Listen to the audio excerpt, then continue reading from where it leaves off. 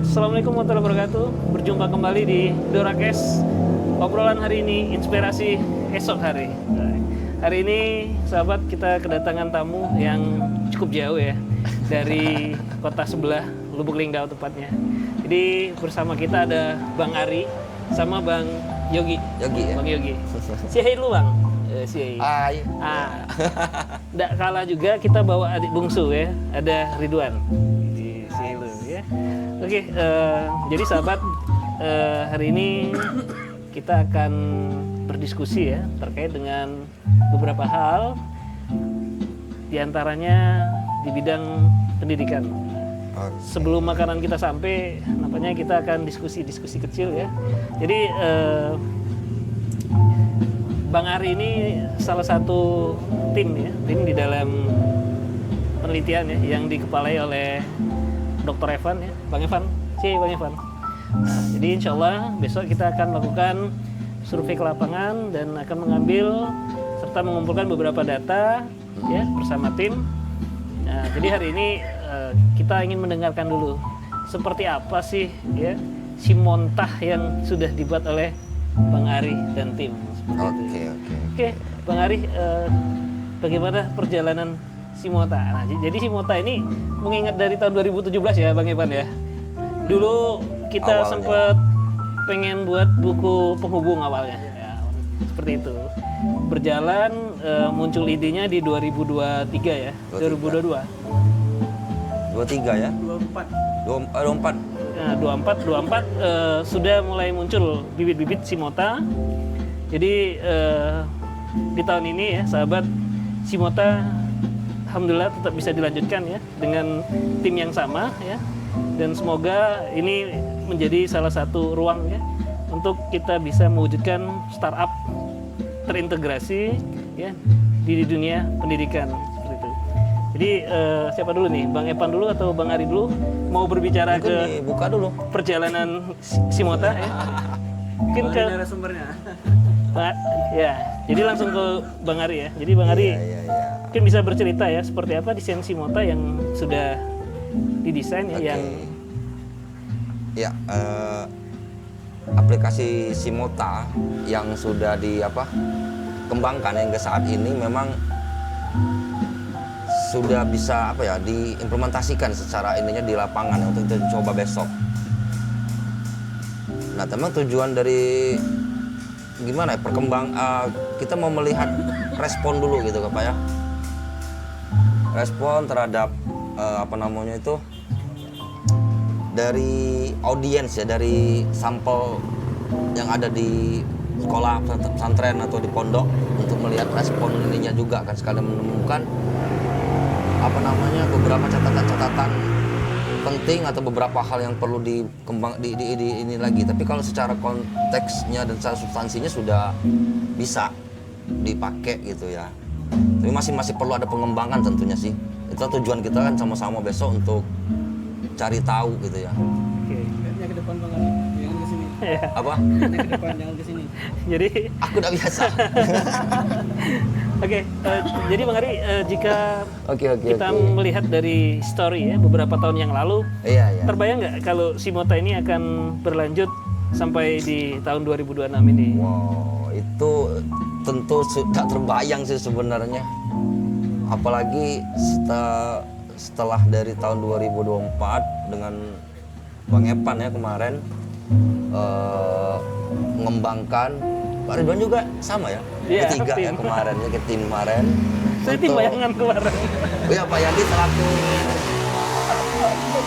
selaku penguji ya untuk pengembangan Simota ini sampai dengan tahun 2026 ini dapat dilanjutkan pada tingkat prototipe ya kan.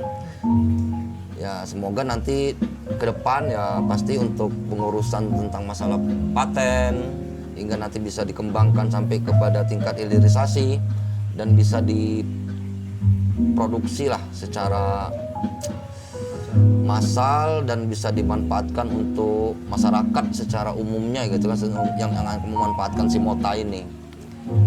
Ya tentu dengan berbagai macam plugin tambahan tentunya kan yang masih harus dikembangkan ya. Itu saya rasa terkejut lah Pak, ininya Mas, Mas apa Bang apa biasanya dipanggil ini? Pak Dokter. Pak Dokter Bang ya. Edi aja, Bang Edi. Dorakes. Oh, Dorakes. Oke. Oke, selain itu Bang Ari mungkin ada nggak kesulitan ya atau tantangan ya di dalam pembuatan aplikasi Simota ini? Karena melihat dari beberapa tahun yang berjalan ya, tahun ini yang akan kita coba untuk melakukan uji data perluas ya dengan sampel yang cukup banyak ya yang akan kita kumpulkan. Iya. Ya tantangan pasti ada. Ya terutama tentang karena ini kita melibatkan banyak entitas kan nantinya di dalam sistem itu. Ada melibatkan pihak sekolahnya, ada melibatkan juga orang tua, melibatkan juga guru ya di dalam proses itu. Nah, tantangan yang paling terberat sih sebenarnya yang ingin mengetahui kebutuhan mereka itu dulu. Yang secara secara substansi dari kebutuhan dari pencatatan dari kegiatan tahfiz Quran itu ya, kegiatan penghafalan itu. Nah, itu sebenarnya sekaligus juga tujuan kita kumpul hari ini untuk rencana besok juga sebenarnya untuk salah satunya untuk menggali informasi sebanyak mungkin gitu kan untuk nantinya penyempurnaan Simota. Oke. Menurut Bang Ari, Simota ini mampu enggak untuk dibangun menjadi sebuah startup? Ya, saya sangat sangat percaya diri aja ya. Karena kita lihat aplikasi startup yang membidangi tentang pondok pesantren ini mungkin belum banyak yang kita tahu gitu kan. Memang ada beberapa dari luar mungkin ada gitu yang kita ketahui gitu produk-produk seperti itu. Tapi kalau secara nasional kami belum begitu apakah kami secara pengetahuan tidak mengetahui gitu ya, tapi yang jelas masih belum banyak mengetahui gitu tentang permasalahan tentang pencatatan, tentang ruang lingkup di bidang tahfiz Quran kayak gitu kan. Okay. Jadi saya rasa ke depan sangat prospek sih sebenarnya. Selain itu juga perkembangan mengenai lembaga pembelajaran Al-Quran itu cukup berkembang ya di daerah kita terutama ya. Sudah banyak bertumbuhnya pesantren, sudah banyak bertumbuhnya kegiatan sekolah Islam terpadu yang menerapkan pembelajaran tahfiz di dalamnya. Jadi ya sangat percaya diri aja untuk itu bisa dapat berkembang nanti ketika startup. Ya, sahabat, mudah-mudahan kita bisa naik ke startup ya. Amin. Oke, kemudian menurut Bang Ari, apa sih dampak yang terbesar nanti yang bisa yang dirasakan ya oleh user ya, oleh pengguna terkait dengan akan adanya implementasi Simota ini? Iya. Ya sebenarnya bisa menjawab ini mungkin Bang Evan lebih tepatnya karena konseptornya sebenarnya lebih ke ke Bang Evan gitu. Tapi saya coba menjawab gitu ya. Untuk ini, kalau saya melihat sih memang tentu pengembangan Simota ini akan terbagi menjadi beberapa fase gitu. Mungkin fase yang di awal ini kita masih fokus pada mode pencatatan, mode perekaman mengenai aktivitas pembelajaran yang ada di tahfiz gitu ya. Nanti kedepannya mungkin kita bisa sinkronisasikan dengan istilah nama teknologinya mungkin sound recognize ya atau voice recognize ya untuk bisa dapat mendeteksi ketepatan dalam pembacaan, kualitas bacaan dalam Al-Quran itu di lembaga tahfiz. Oke. Memang setahu Bang Ari, apa sih permasalahan yang dirasakan ya sehingga memang Simota ini perlu sekali kita kembangkan, termasuk nanti pada akhirnya kita akan mencoba mengintegrasikan dengan data-data voice itu. Maksudnya apa kepentingannya? Ya. Oh ya, jelas sekali saya rasa untuk sinkronisasi dengan voice recognition itu pasti dibutuhkan ya, dalam artinya karena ya semakin berkembangnya teknologi ya mungkin perlu adanya ya mungkin bukan dalam arti untuk menggantikan fungsi guru ya, tapi di sini bisa untuk membantu di dalam meringankan pekerjaan guru tadi di dalam proses pembacaan Al-Quran itu tadi. Oke. Iya. Oke, jadi mengingat dari beberapa tahun kemarin saat Bang Ari ditawari nih ya kan, masuk ke dalam tim Simota nih, ya kan? Kita ada ide. Apa yang Bang Ari pikirkan waktu itu? Sebelum Simota ini lahir. Sebelum si Mota ini Masih lahir ya. baru apa itu namanya? Embrionya saja seperti itu ya. Ya dari awal sih kayak menilai sebenarnya sudah intinya gini maksud saya.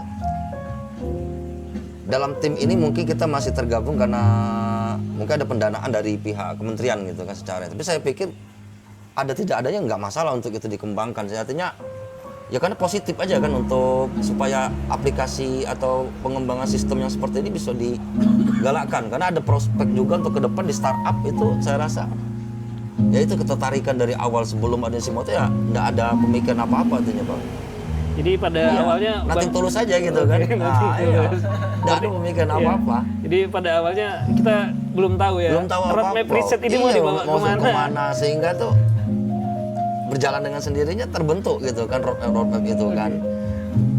Ya syukur alhamdulillah hingga akhirnya bisa dapat sampai ke tahap hilirisasi, ide startup itu bisa lahir gitu kan. Ya semoga lah itu bisa tercapai. Iya Pak? Ya. Bang? Oke, sahabat. Jadi Simota ini perjalanannya masih cukup jauh ya. Ini Iya, baru iya, awal betul. permulaan. Nanti untuk roadmap seperti apa, ending akhirnya seperti apa, nanti kita bisa diskusi sama Bang Evan ya, seperti itu ya. Iya, Nah, oke. selain itu Bang Ari, implementasi yang akan kita lakukan besok itu kan di beberapa pesantren ya, beserta di beberapa SDIT ya yang ada, yang memang tujuannya kita ingin memastikan ya, pelafasan dalam penghafalan ya Iya. huruf jaya ya huruf Al-Quran, sehingga memang dirasa harus fasih seperti itu. Nah, menurut Bang Ari ya, seberapa penting orang tua itu harus mengetahui tingkat dari proses pembelajaran anaknya di sekolah, sehingga memang Simota ini nanti akan lahir dan akan menjembatani bahwasanya proses pendidikan itu Iya. tidak seutuhnya itu di sekolah Iya, atau di pondok betul. pesantren, tapi di lingkungan, di rumah ya, terusnya di orang tua itu merupakan kondisi yang memang benar-benar harus dijembatani juga. Betul. Ya saya juga sebagai orang tua gitu kan dalam konteks di sini ya kan artinya ya sebenarnya informasi yang proses pembelajaran yang terjadi di lembaga pendidikan ya itu jelas tidak akan bisa berhasil kalau tanpa adanya kerjasama dengan pihak orang tua gitu ya. Nah jadi Simota ini dia memiliki konsep di mana ada keterhubungan antara proses pembelajaran yang ada di lembaga pendidikan tadi dengan orang tua. Jadi orang tua itu juga bisa ikut dalam memantau proses perkembangan dari hafalan atau pelafasan yang ada di sekolah yang ada di lembaga pendidikan tadi. Nah, dengan adanya sinergi gitu ya antara orang tua dengan sekolah ya harapannya artinya pendidikan yang dimaksud di sini untuk menciptakan mungkin tahfiz para penghafal Quran itu ya bisa dapat lebih berjalan dengan baik. Oke. Ya itu saya rasa ininya Pak. Oke. Selanjutnya Bang Ari, apa saja sih fitur yang nanti bisa dinikmati ya, atau yang bisa dirasakan oleh orang tua ya, Iya, iya. dengan adanya Simota ini sebagai jembatan integrasi di dalam Oke. proses pembelajaran? Ya tadi yang seperti yang sudah saya jelaskan tadi di awal ya bahwa yang pengguna sebagai user dari Simota ini ada beberapa entitas yang terlibat baik dari sisi pengelola atau manajemen sekolah tadi ya, orang tua dan juga guru. Nah, secara fitur yang paling ditonjolkan nanti dalam Simota adalah real time report yang akan dihasilkan dari proses pembelajaran itu bisa dapat diakses langsung oleh pihak orang tua ataupun oleh pihak pengelola terhadap proses pembelajaran antara guru dengan santri gitu, dengan siswa yang ada di lembaga pendidikan itu.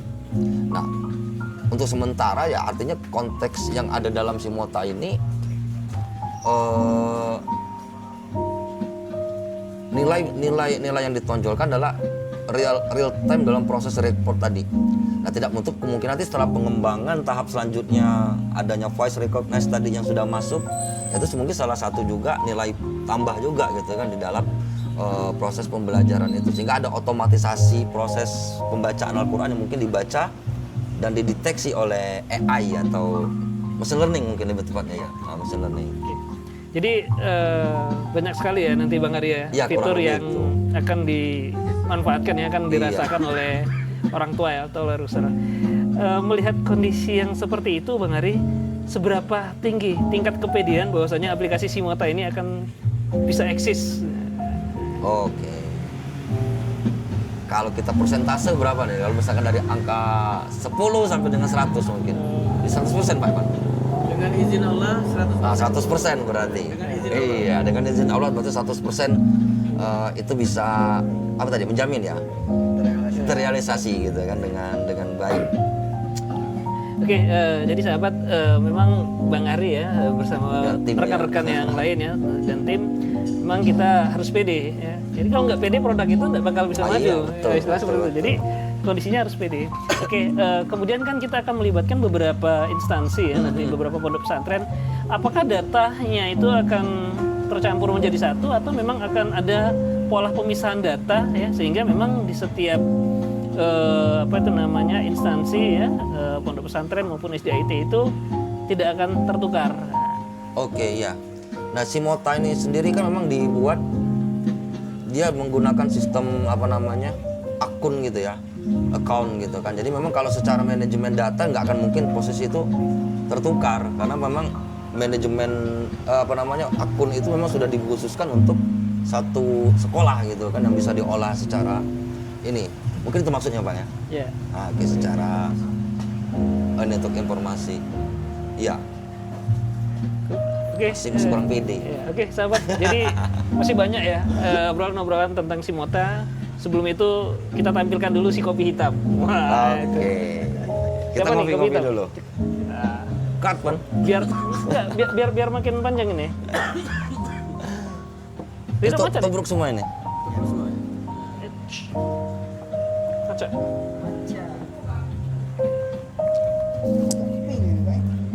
Gulanya belum ya. Nggak, gitu, Pantas. Oke, sahabat.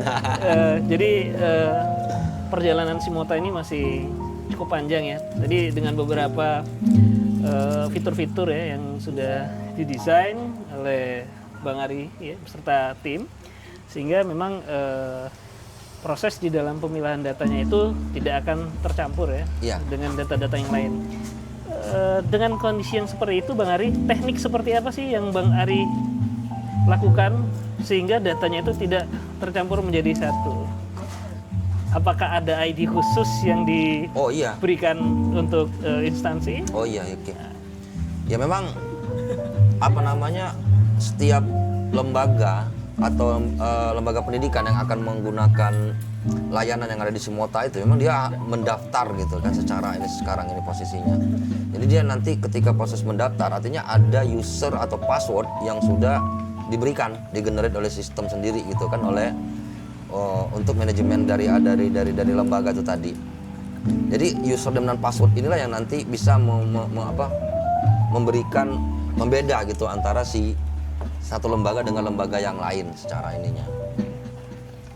Oke, jadi mungkin Bang Ari bisa menyampaikan apa sih harapan terbesar Bang Ari ya dengan nanti implementasinya Simota ini dan bisa lahir menjadi salah satu startup di bidang pendidikan khususnya di Tahfiz Quran. Oke, kalau harapan jangka pendek ya untuk suksesnya acara besok dulu nih kita bicaranya. Ya artinya saya mengharapkan besok kita mungkin bisa dapat mengambil data sebanyak mungkin berdasarkan pada pelaksanaan kegiatan tahfiz yang ada di lembaga itu, karena kami mungkin menyadari bahwa setiap lembaga mungkin punya style, punya fashion, punya gaya tersendiri dalam proses pembelajaran, dan itu kami pengen mengadopsi manajemen yang ada di sana tadi untuk bisa dapat di cover di dalam Simota, sehingga Simota ini punya fitur yang memang bisa sangat kompleks ya, lengkap untuk dipakai. Itu kalau secara harapan. Tapi secara masa depan ya tentu secara pribadi saya mengharapkan bahwa Simota ini akan lahir ya, ikut di dalam apa namanya salah satu produk startup yang ada di Indonesia yang mungkin fokusnya pada pengembangan pendidikan di bidang Al-Quran atau di tahfiz secara ininya, Pak. Oke. Untuk menjamin keamanan data dari setiap instansi, teknik apa yang Bang Ari lakukan? Oke. Kalau sekarang mungkin kami belum fokus ya secara security data dan lain, karena masih fokus pada menciptakan fitur-fitur yang sesuai dengan gaya dan manajemen yang ada diterapkan di dalam berbagai macam bentuk mungkin ada di lembaga pendidikan. Tapi yang jelas untuk masalah keamanan enkripsi itu sudah kami pastikan ya secara untuk posisi cloud. Tapi memang secara dalam tahap sekarang belum masih fokus menjadi ininya Bang untuk apa? Security ya mengenai keamanan datanya. Yang pasti datanya udah pasti aman ya. Pasti aman, Dan tapi nggak bakal untuk bisa sekarang bocor, iya nggak mungkin bisa bocor. Oke. Tapi yang jelas untuk sekarang mungkin fokus untuk apakah enkripsi atau gimana itu masih belum kami fokuskan gitu. Oke, sahabat, berarti Simota ini sudah cukup aman ya untuk kita pergunakan. Kemudian kejaminan terhadap data-data yang ada di dalamnya pun sudah kita enkripsi. Oh ya, satu lagi saya lupa. Oke, silakan Bang Ari. Proses report itu akan disampaikan itu melalui email. Nah artinya setiap siswa, setiap santri, orang tua ya artinya punya privasi sendiri juga untuk mengenai pengaksesan data itu jadi juga. Artinya mungkin dari sisi security-nya juga bisa dikatakan itu. Jadi kita menggunakan proses email ya, lalu lintas datanya itu yang akan digunakan. Tapi kalau enkripsi data yang ada di dalam basis data dan lain sebagainya ya itu masih belum fokus ke arah situ dulu. Emailnya berapa banyak Bang Ari yang bisa ditautkan dari satu siswa?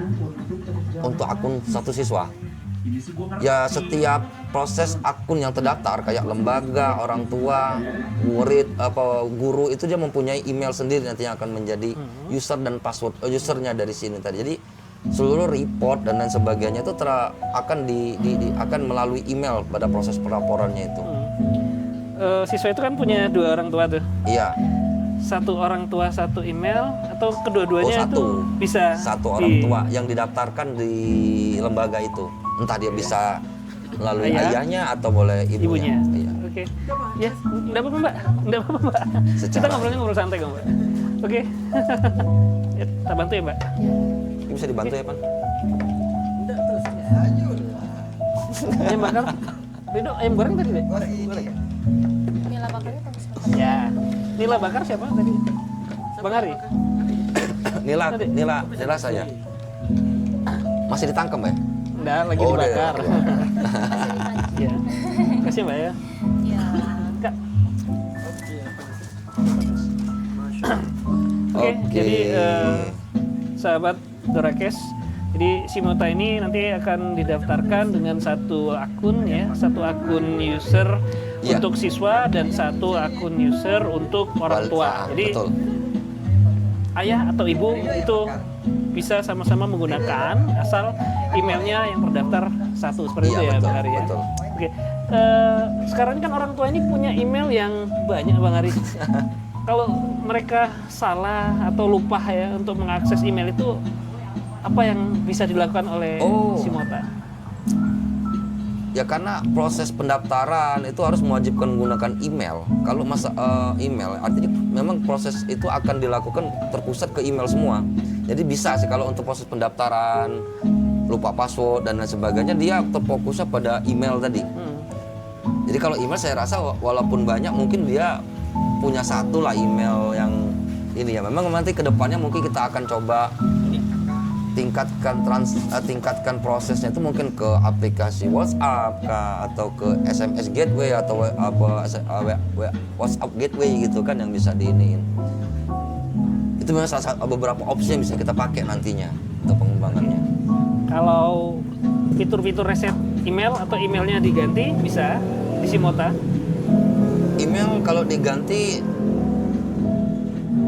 tidak bisa dilakukan, tapi dia melalui lembaga pendidikan.